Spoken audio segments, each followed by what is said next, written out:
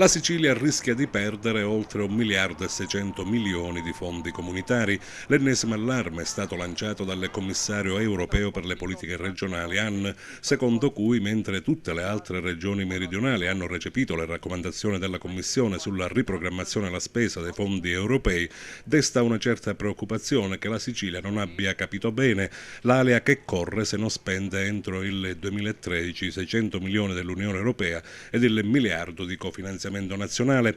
La nostra isola dunque maglia nera nell'impiego delle risorse comunitarie, un primato negativo già messo in luce nei mesi scorsi da una visita dello stesso Hahn che aveva constatato l'incapacità dei dipartimenti regionali di utilizzare al meglio i soldi dell'Unione Europea.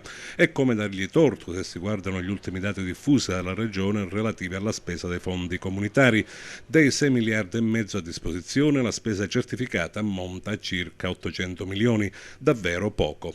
Bisogna accelerare le procedure per evitare di polverizzare ingenti risorse, dice il segretario regionale dell'UDC D'Alia. La Sicilia non se lo può permettere.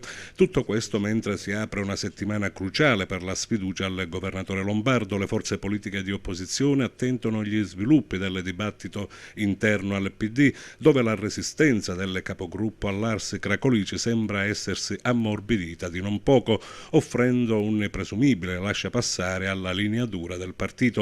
Tre le tappe da cui passa l'eventuale decisione di presentare o sostenere la mozione di sfiducia.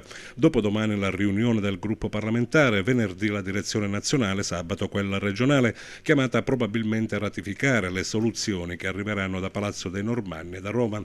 L'approvazione della sfiducia a Lombardo sortirebbe l'effetto di anticipare a settembre le consultazioni regionali anziché alla data fissata dal governatore il 28 ottobre.